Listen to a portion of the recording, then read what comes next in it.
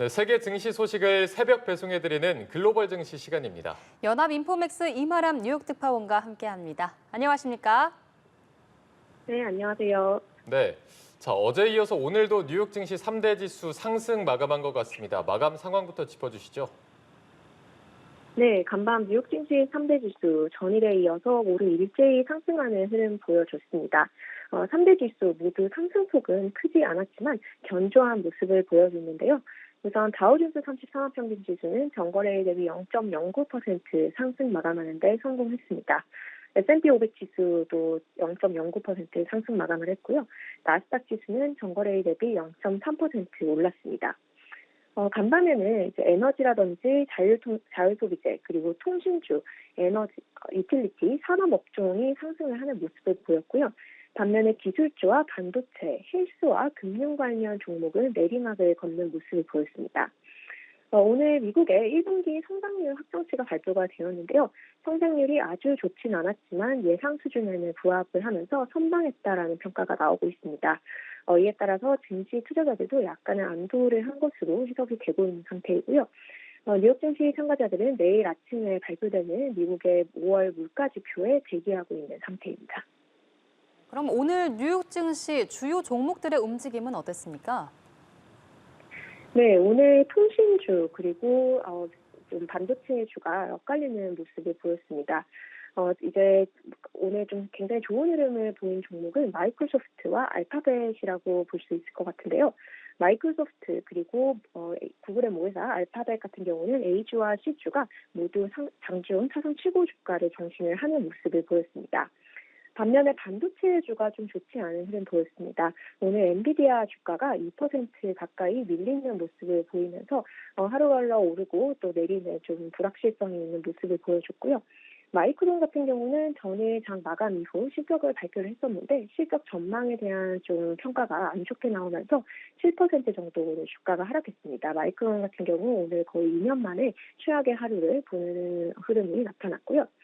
오늘 아마존 같은 경우는 또 좋은 흐름 보였습니다. 아마존 같은 경우는 전일 시총 2조 달러를 돌파하면서 이제 새로운 역사를 썼었는데요. 오늘은 전일에 이어 상승세를 이어가면서 추가 상승하는 모습을 보였습니다.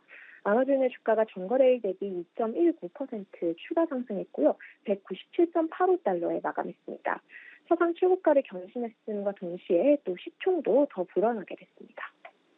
네, 그리고 또 많은 분들이 관심을 가졌던 국내 기업의 뉴욕 증시 대비 소식도 있었습니다. 관련해서 전해주실까요?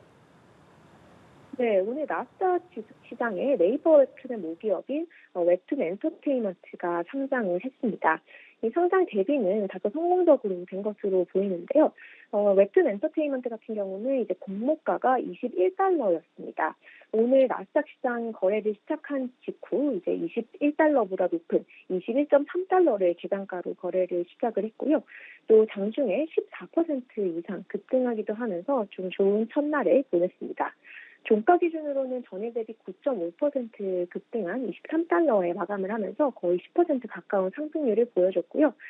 이 웹툰 엔터테인먼트 같은 경우는 뉴욕 증시에서는 WBTN이라는 티커로 이제 거래가 되고 있습니다. 성공적인 나스닥 시장 상장을 통해서 기업 가치는 4조 원 정도로 추산이 되고 있습니다. 예, 지금 월가에서 나오는 증시 전망 이야기들도 짚어주시죠.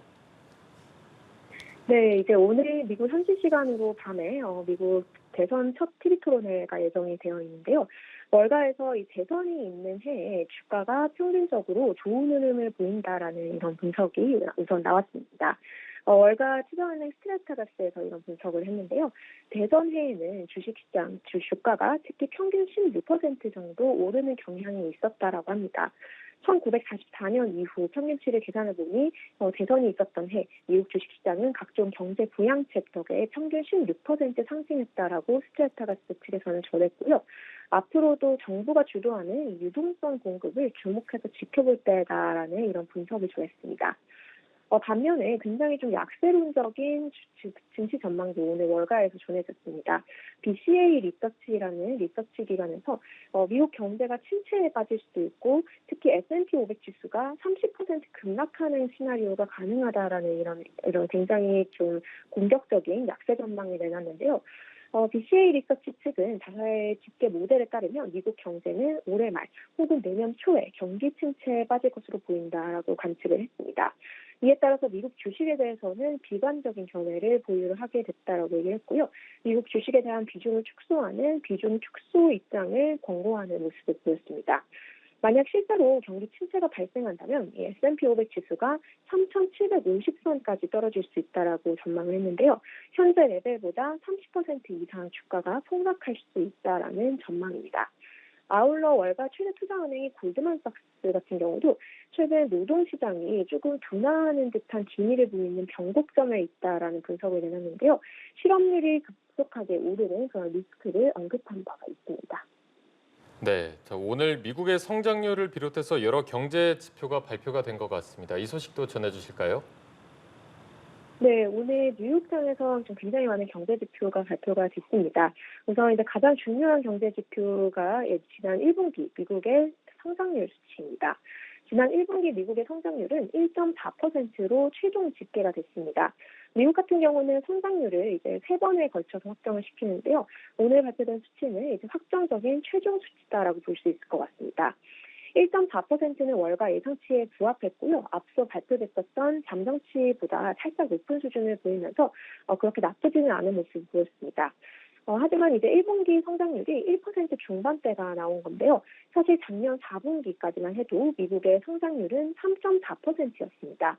이 3.4%대의 성장률이 이제 1분기에 1.4%좀 급속히 떨어졌다라고 볼 수 있을 것 같고요.